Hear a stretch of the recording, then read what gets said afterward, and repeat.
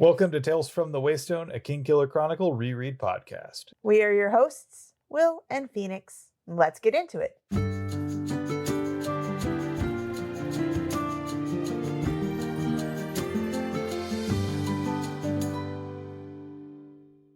Welcome to Tales from the Waystone, Season 2, Episode 55, The Case of Coulda v. Shoulda, where we will be looking at Chapter 114 of The Wise Man's Fear through the lens of lessons of the past. I like that. Good choice on the title. Thought you might appreciate it. Alrighty.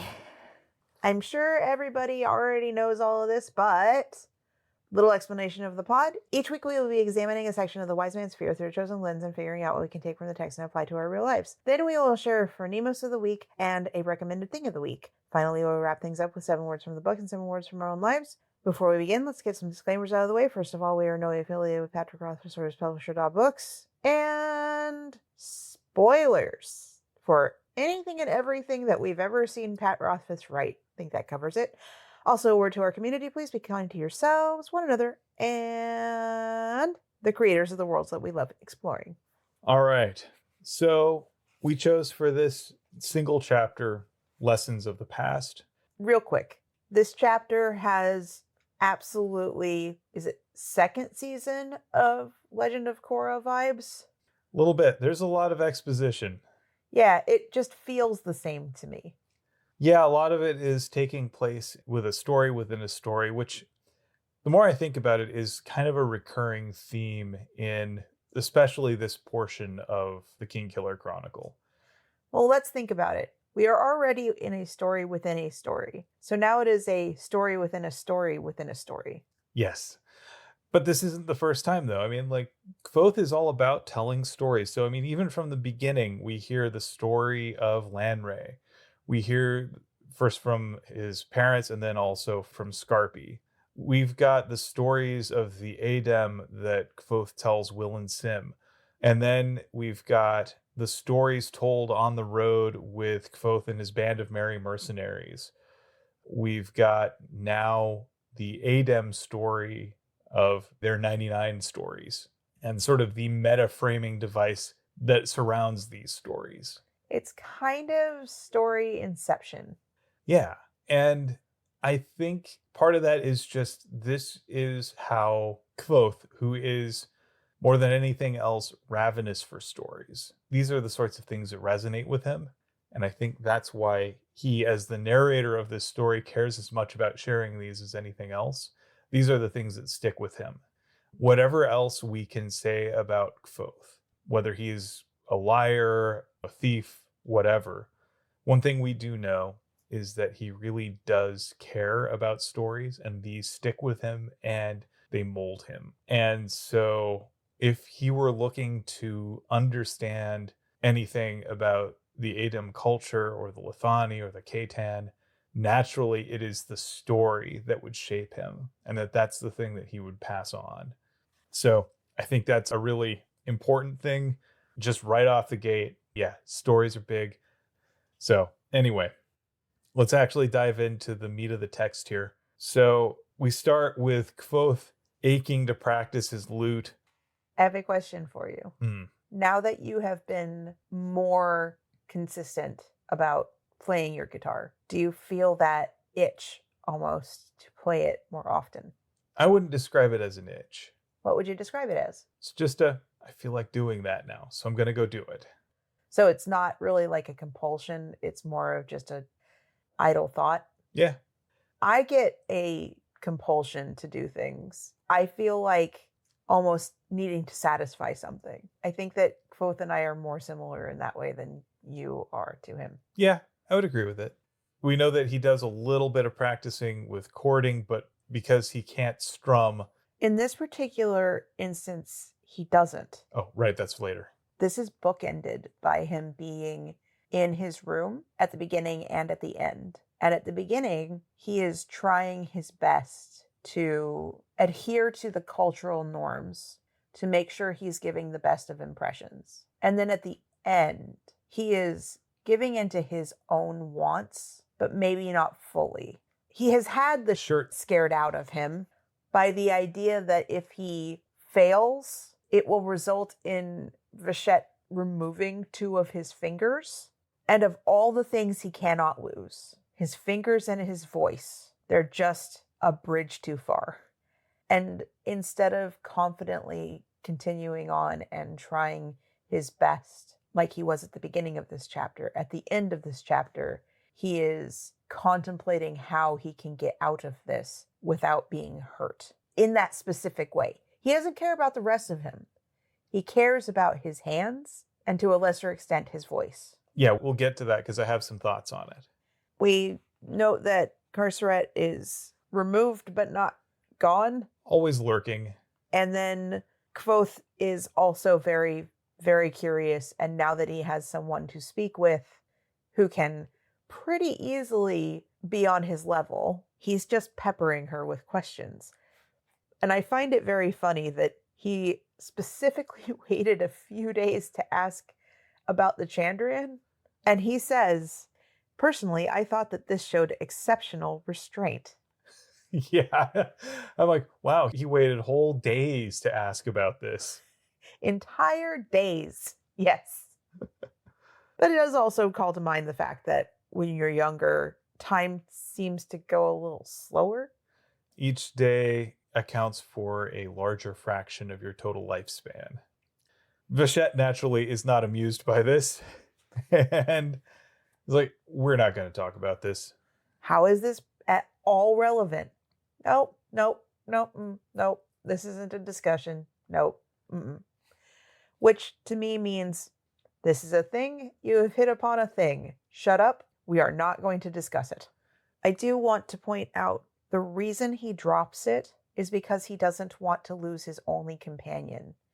He doesn't want to go back to being truly and utterly alone.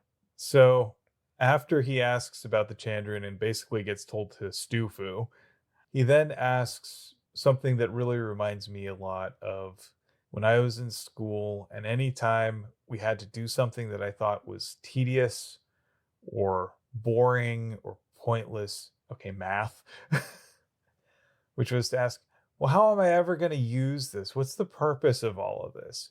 That was a go-to stalling tactic because then I could get my teacher to tell us a story.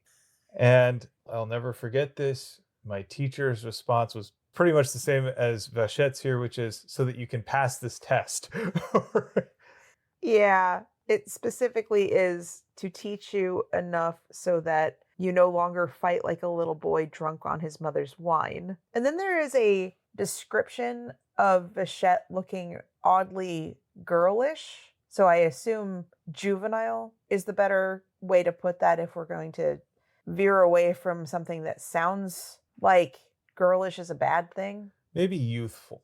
I think juvenile in this particular instance, because what it's meant to describe is how Kvothe feels kind of put in his place in a very odd way due to the fact that Vachette does not look like a superior to him. Though, kid, you're 16. But, like, it's doing nothing for his sense of pride that someone who looks like a little child almost, or like a young teenager at this point. I don't know what the right way to put it is, but like looks juvenile instead of looks like what he assumes a leader should look like with, I guess, not having pigtails. I don't know.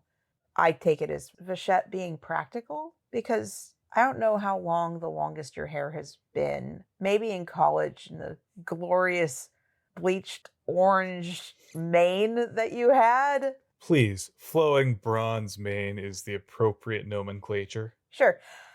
But when you have long hair and you're trying to do anything that involves spinning, turning, doing anything fast, being anywhere in the wind, it gets in your face. And so having your hair braided has nothing to do with your age, and it has absolutely nothing to do with your maturity level. And actually, in this particular instance, it shows that she's smart.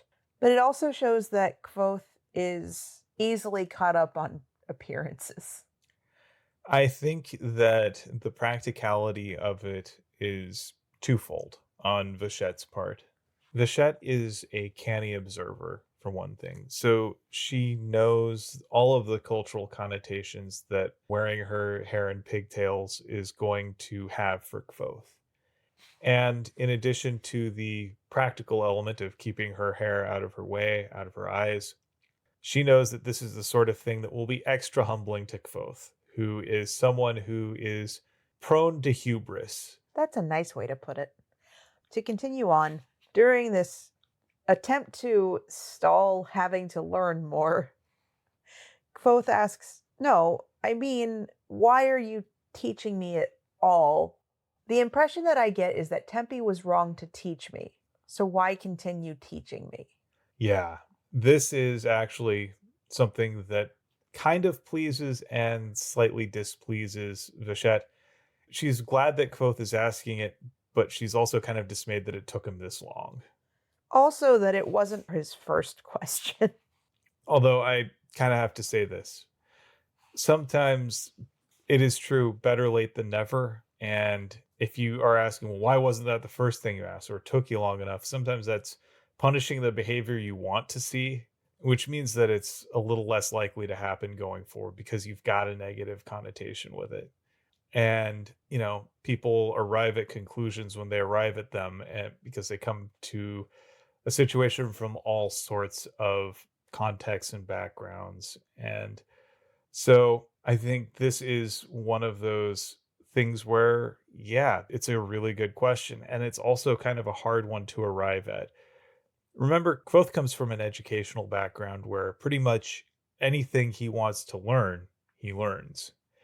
And if there are consequences for his learning, all of it falls on him. This is a new situation for him. Someone that he cares about will suffer consequences because of his actions.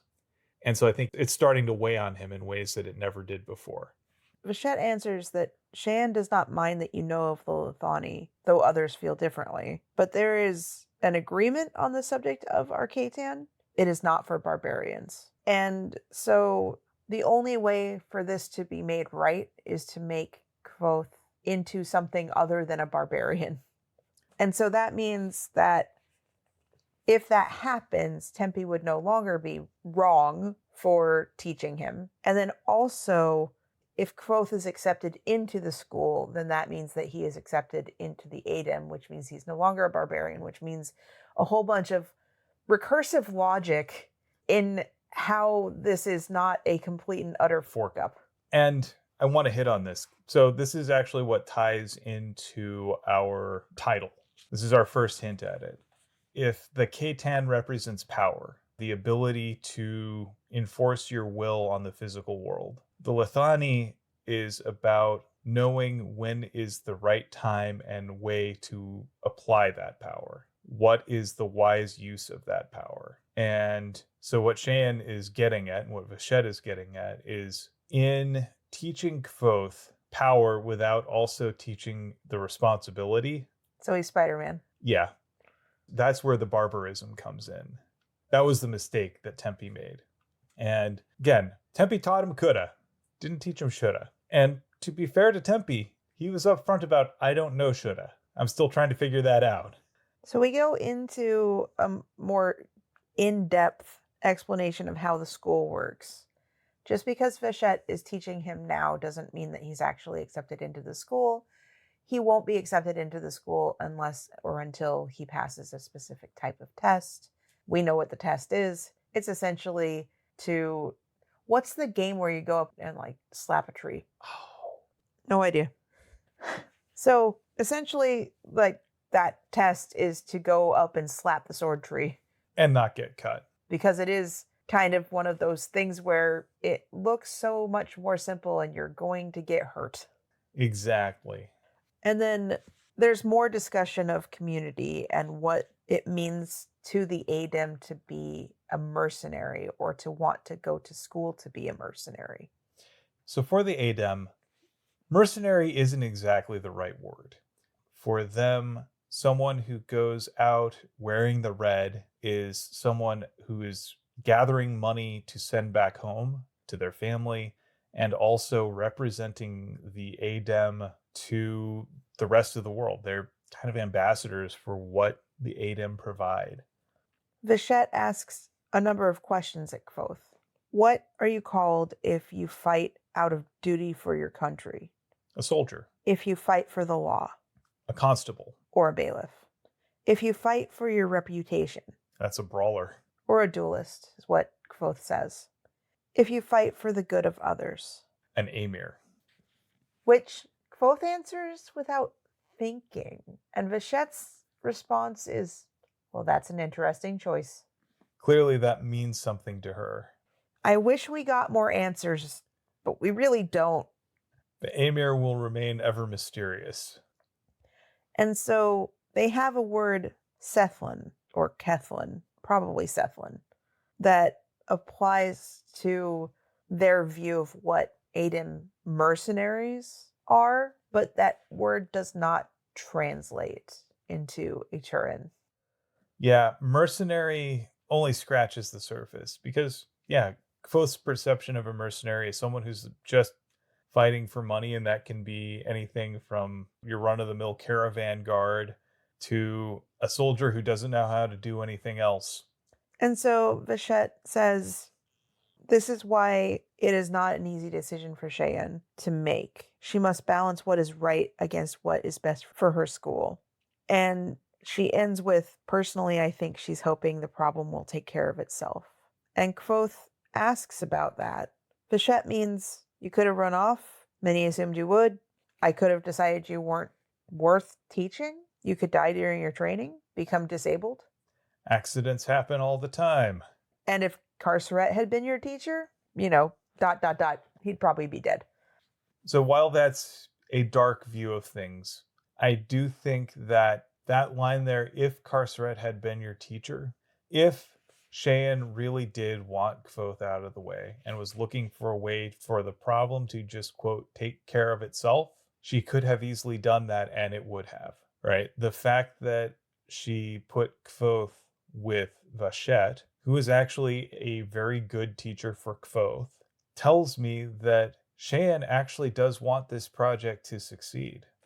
She isn't hoping that this problem just takes care of itself, but she also does know that if the problem takes care of itself, quote, she doesn't lose anything.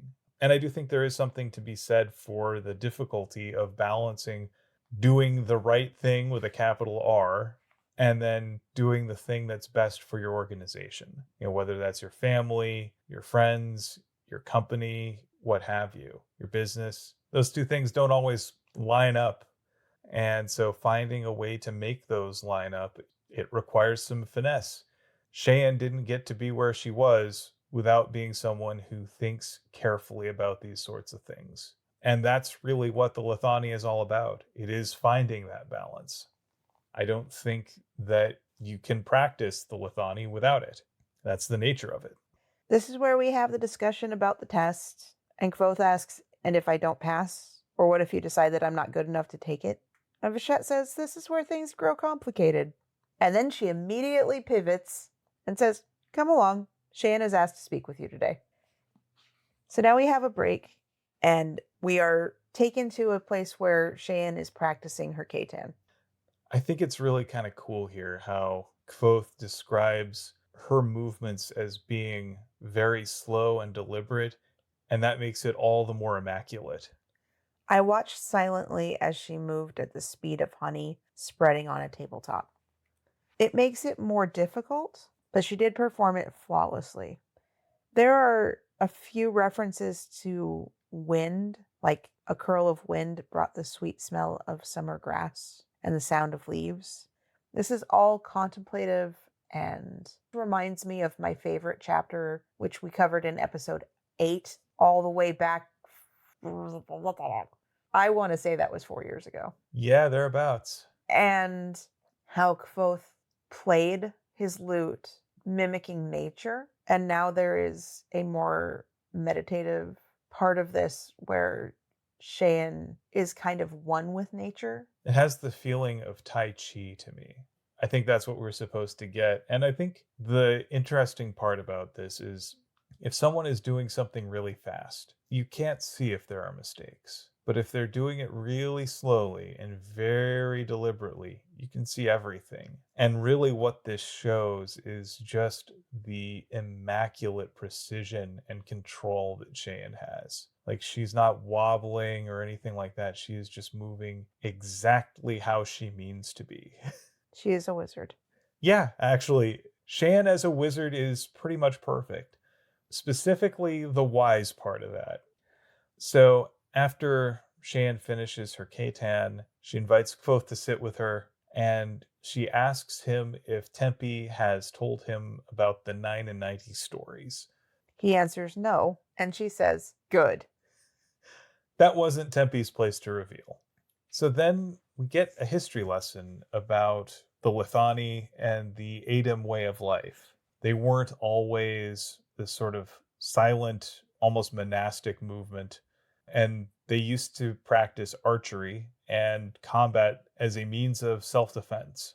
As shepherds, it was useful to know how to use a bow and arrow because that's how you protected your flock. This is a story of Aeth. Is that how you would pronounce it? I think it was Aetha. I will go with Aetha. That's fine. He didn't mean to create a school. It's just what happened from what occurred. Aetha starts out as a shepherd who decides he wants to become a great archer. And so he practices and he practices and he practices to the point where he reaches basically mythical levels. You know, he can hit a piece of silk blowing in the wind. Once again, we have more references to wind. Word of his prowess spreads far and wide, and this means that you have people coming to both learn from him and to duel him for pride. And this kind of becomes a thing that he gets caught up in. He starts to believe his own myth. He's the greatest archer who ever lived, and it's really important to him that everybody else knows it. All he cares about is his physical prowess.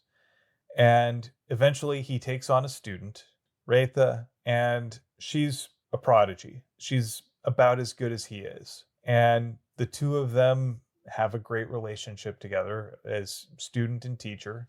And things are going great. You know, the school is thriving. Everybody is aware of how good they are. Things are great until one night, Aetha and Reitha have an argument. The specifics of this argument are unknown. All we know is that a duel is brought forward. Reitha challenges her teacher to this competition. Now, at this point, Aetha has shot in multiple duels over his career, and as the deadliest archer in the land, he has made it out of all of these alive, and if his opponents haven't been killed outright, they've been pretty terribly maimed.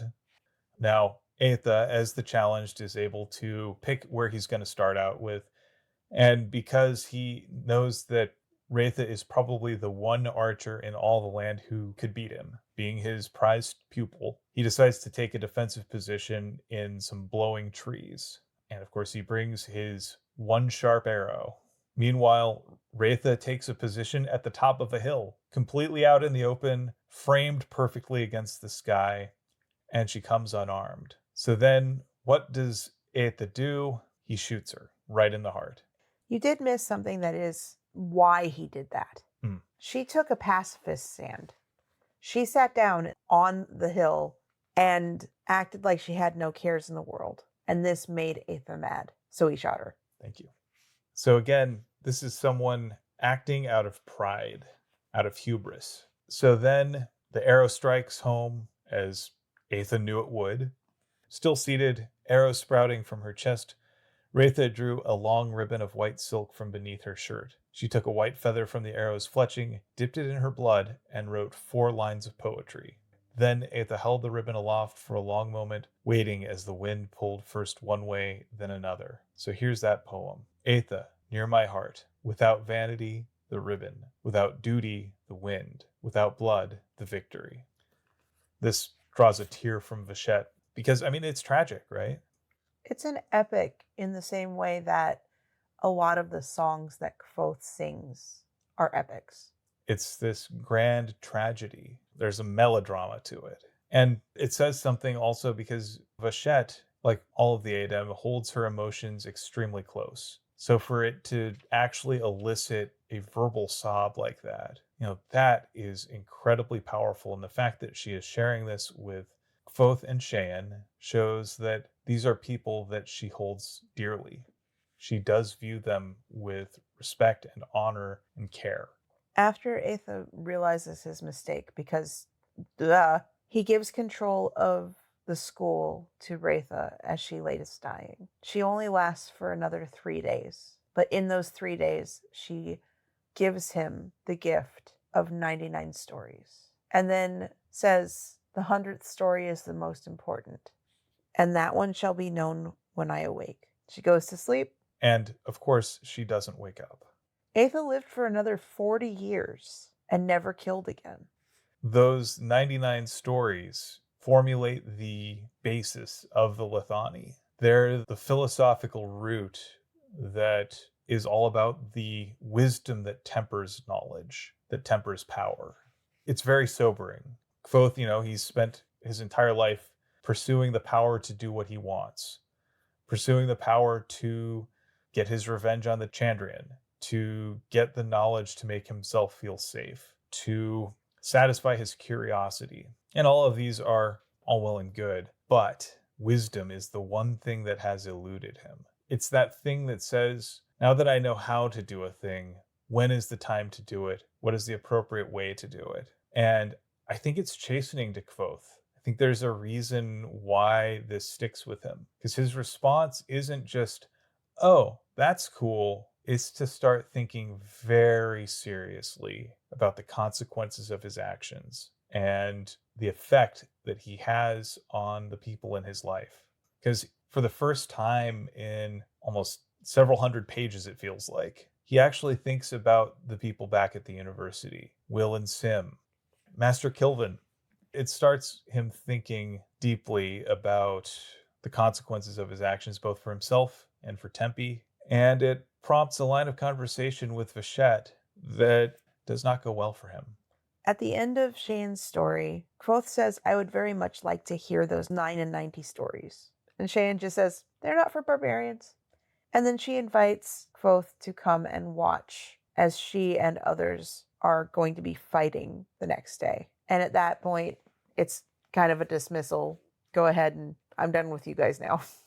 Vachette seems very pleased by the fact that Cheyenne has asked Kvothe to join in watching the fight. And yes, at that point, Kvothe does start thinking about the people he's left at the university. Kilvin, he was wondering what Kilvin's reaction would be if Kvothe just brought a stranger in to see the sigildry for blood and bone that is in the fishery. He's coming to the realization that the reactions of the Adem, the way that they view a stranger in their midst, is not outside of what should be expected. It's not unwarranted. That's the word I was looking for. And he starts asking again, what will happen to Tempe if all of this ends badly? And the simple answer is he will be ostracized. He will be stripped of his reds and his name and his sword, and he will be cut away from the school. And it is unlikely that any other Adem will take him in. And we got to remember, where would Tempe go? He can't really assimilate into a Turin society. There isn't anywhere else for him to go. He's probably going to die. And then Kvothe turns back to himself. If I had run, would I actually have been allowed to go? No. So what would my punishment be? It's not like imprisonment is a good option. You're not just going to keep me here locked up somewhere. And this is where we get to, options of like maiming and possibly killing Kvothe if he doesn't succeed and all this other. And the one that freaks him out the most is the one that Vachette seems to think is the easiest to deal with. The most merciful. Cutting off 2 of his fingers. And Kvothe kind of catastrophizes over this. Kinda? He pretty much goes from being super chill about this whole experience to being, I gotta get out of here. Right. He's gone from this is something that might happen to this is something that could happen to this is something that will happen. Like, we know that Kvothe deals with anxiety, and a lot of that is due to the trauma that he suffered. And I think in this case, he picked at a scab that he didn't need to pick at, and it doesn't help him. Never mind the fact that even as he is struggling, and he's aware that he's struggling, he is actually making progress, and that he does have people in his life here who do care about his well-being. There might not be many, but that can change. Now, he kind of goes into a fugue state. He stumbles across a pair of lovers, and in the oddest way possible is like embarrassed to have done so, because remember, this is after the Florian stuff. Previously, like, yeah, before the Florian stuff would have probably been incredibly like, ah. And then after the Florian stuff, though, like immediately after, he had been like, want a third? And then now he's just like back to ah. And I think it's possible that that's because all that's in his head is this primal lizard brain, don't hurt me, don't hurt me, don't hurt me. But what it says to me is that me in this situation of don't hurt me is my livelihood and my passions. These are the things that he has built into his sense of self. Yes. So much so that while he is, again, not able to consciously notice his own self, he starts humming in the midst of everybody at the school. And I love this, this line, so I'm going to read it. A young girl of about 10 wore an expression of open amazement on her face, and a man in his mercenary reds looked at me as if he had just seen me wipe my Ash. with a piece of bread and eat it. Yeah. It's also worth noting the tune that he's humming here is Leave the Town, Tinker. Yeah. And here we get our first mention of Will and Sim since forever ago. So, to bookend, Kvothe is in his room catastrophizing over the potential of losing his fingers. He tries to practice his chording, and all that he wants is to be able to strum, and that's just not a thing. He says it was as frustrating as trying to kiss someone using only one lip, and he soon gave up on it. He brought out his shade and wrapped it around himself, so it's kind of like he's in a Snuggie, and he thinks about the university, and of Will and Sim, and of Ari, and Devi, and Fella, and he reflects on how he had forgotten what it was like to be truly alone. He then thought about his family, and he thought about the Chandrian of Cinder. He thought of Denna. He thought of what the Cathay said. He thought of Denna's patron and the things that he had said during the fight with Denna, and about the time that she had slipped on the road and he'd caught her. So what he is doing is ruminating. It is a thing that I am very familiar with because it is something to be very honest, I didn't know that not everyone does this. Not everyone has a running monologue of just stuff that they're populating and remembering and fearing and thinking about and hopeful about, just like this running ticker of like, it looks like or it feels like a chyron, just like that ticker on the bottom of the news just won't shut up. I didn't know that that was a thing that could be turned off until I'd had a weed cookie once. And then it shut up for like 2 days. And then it crashed back in. And it was so weird for me. But he is sitting there, he is ruminating until he falls asleep. And it is exhausting. Yeah. At this point, when I look at what Kvothe's going through, really all I feel is just compassion. He's in a tough spot. The stakes are high, and for once in his life, he actually cares about those stakes. And he's pondering his regrets, the things that he misses, and the things that he's taken for granted in his life, the people that he's taken for granted. You know, if he was maybe a little cavalier about them before, I don't think he is now. A little bit of introspection and reflection and rumination is not inherently a bad thing.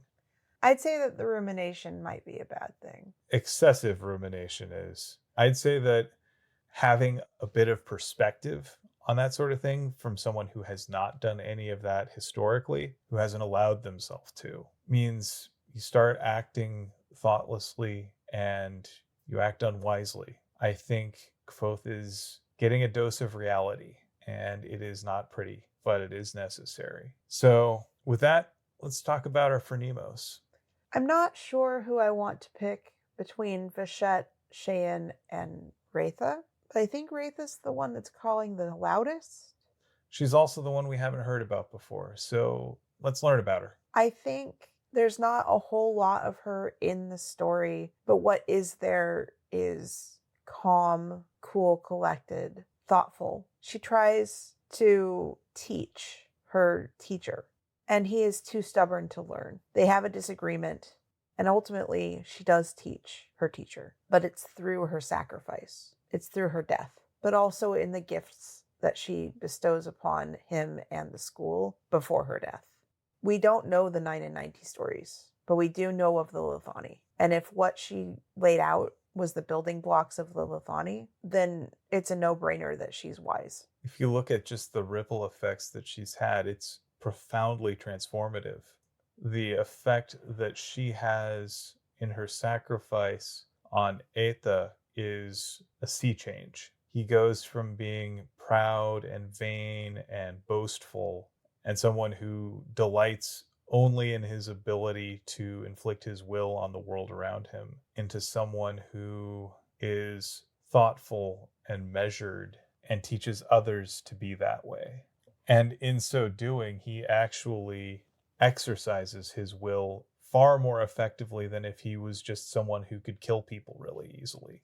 He learns to be someone who tries to take the right action, to do the right thing, and teach others to do the right thing and how to learn the right thing, how to listen. He is someone who truly reckons with the consequences of his power.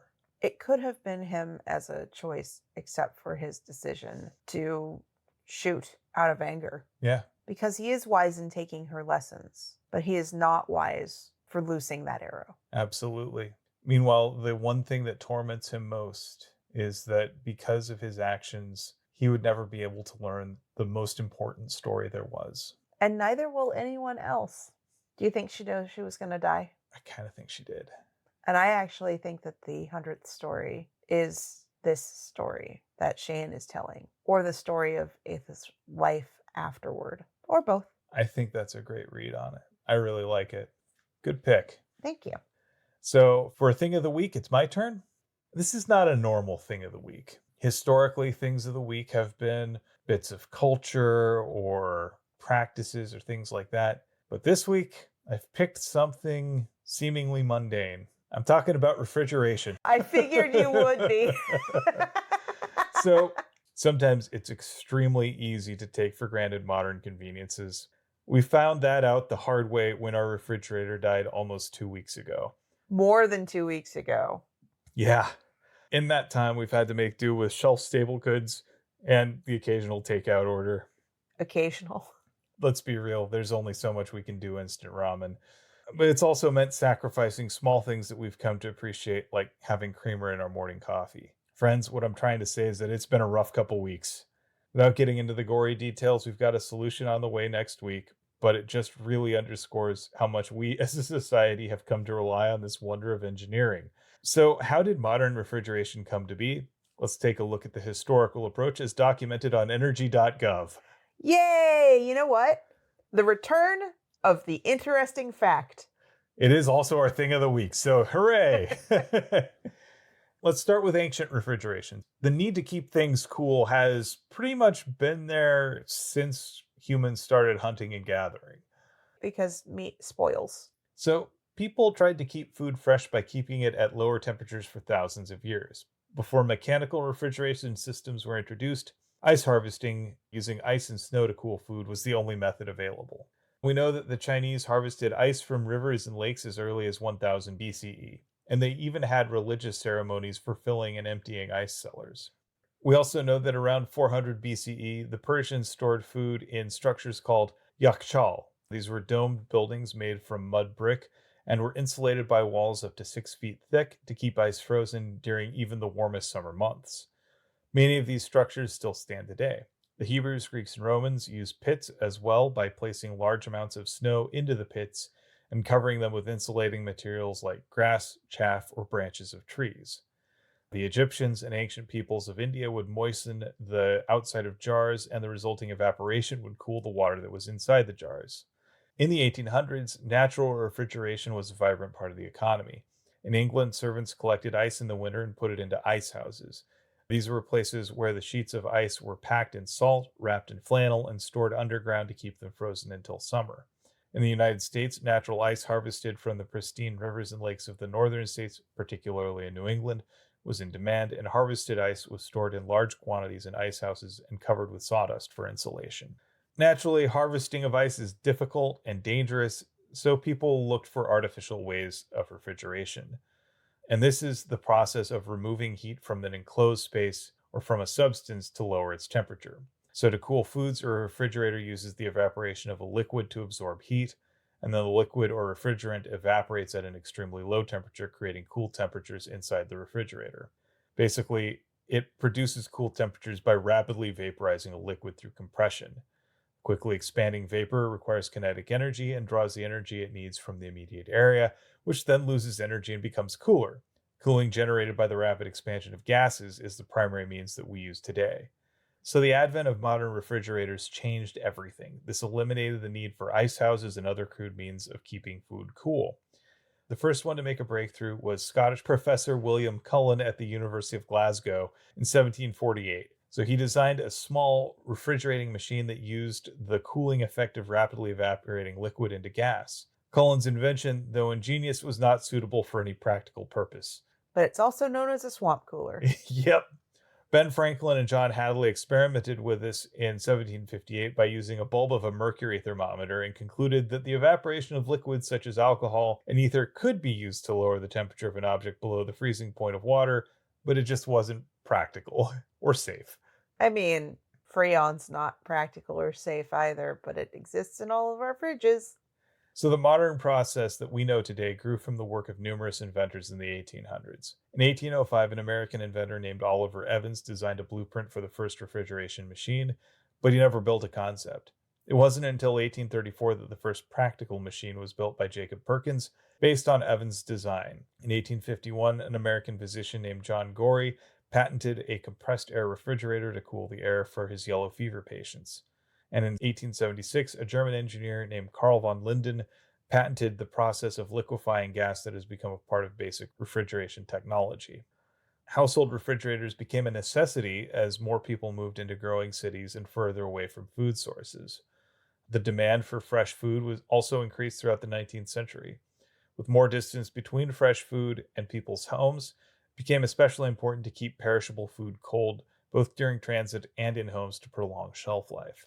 In time, refrigeration became more affordable to the wider population. It allowed new settlement patterns to emerge, food started lasting longer, and became a lot healthier and posing less of a health risk. Manufactured ice boxes that look closer to modern refrigerators became popular in the 1800s. These designs consisted of insulated metal or wooden cabinet-type structures with a tray or compartment that held a large block of ice. These ice blocks were regularly delivered to households with ice boxes. In the 19th century, the first ice boxes started appearing in England, and in 1913, American Fred W. Wolf invented the first home electric refrigerator, which featured a refrigeration unit on top of an ice box. So I always think about my grandfather, because he always referred to it as an ice box. I always knew what he was talking about, too, because it was the box in the house where there was ice. So, okay. I think I was at least aware, maybe from cartoons or maybe from historical dramas or maybe from something, I don't know, of large ice blocks being used in a refrigerator-esque thing for keeping food cold. So, Yeah, I mean, the mass production of domestic fridges only began in 1918. So it's a relatively new invention here, just over 100 years. So the first mass-produced one was from William C. Durant. However, at initial influx, they were really only available to the very rich, as typically happens with early technologies. The interesting thing is that the refrigerators developed up through the 20s used foul-smelling toxic gases like ammonia, methyl chloride, and sulfur dioxide as their refrigerants. Naturally, this led to several fatal accidents from leaks in the 20s. In response, synthetic alternatives were developed for a safer alternative to toxic gases previously used in the vapor compression process. One of these was Freon. Its low boiling point, surface tension, and viscosity makes it an ideal refrigerant, and it being a safer refrigerant helped home refrigerators increase in popularity.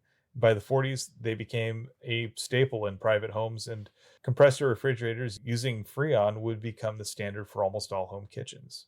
And you know what's great? Is that refrigerators from the 70s, 80s, and 90s still exist and still work. And I made a joke with a friend of ours that his fridge, which is from the 90s, would probably outlast our fancy new one that came with the house. And I was right. I really wish you weren't. I wish that too. Oh well. At any rate, next time you crack open a cold beverage or cook up something fresh, spare a thought for the appliance that makes that possible. I mean, like, our microwave also died almost a year ago. We don't use that. That's fine. We don't care. It's whatever. The refrigerator's necessary. Yeah, we've got multiple ways that we can heat up food. Right now, we've only got one way to cool it down. Yeah, well, right now we don't have any way to cool it down. Yeah.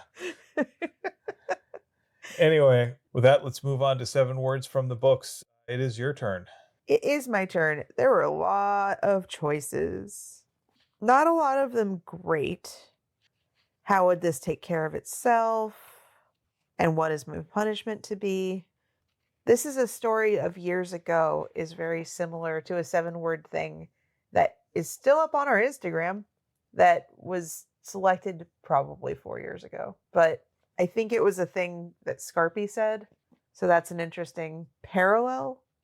But the one that really spoke to me is one that I already said earlier today.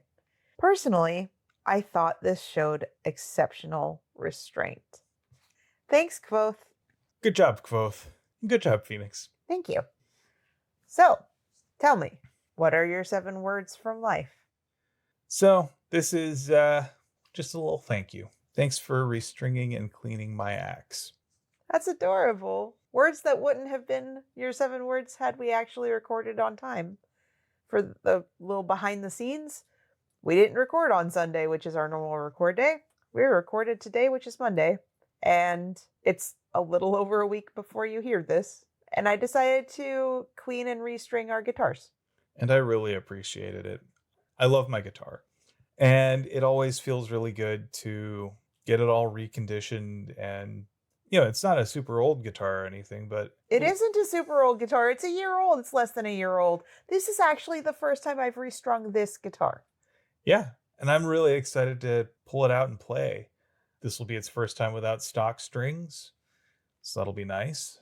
And it just showed a deep amount of care and thoughtfulness. And I really felt extremely loved. Aw. And it really warmed the cockles of my heart. Aw. So just had to share that one. That was my 7 words. I like them.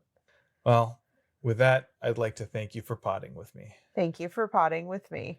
And thank you for listening to Tales from the Waystone. Join us next time on Tales from the Waystone as we discuss Chapter 115 of The Wise Man's Fear through the lens of The Only Way Out is Through. We would like to thank our friend Shawnee Jang for our theme music. And many thanks to Patrick Rothfuss for creating a world that we've enjoyed exploring. Audio production, editing, and what passes for social media coordination, courtesy of me, Phoenix McCullough. And writing and project management, courtesy of me, Will McCullough. If you would like to help support us and have the means to do so and want to take pity on us for having to replace a fridge, you can support us at patreon.com/waystonepod. Don't feel any obligation to do so. We're fine. And with that, here's to one more day above the roses. To one more day above the roses. Ding!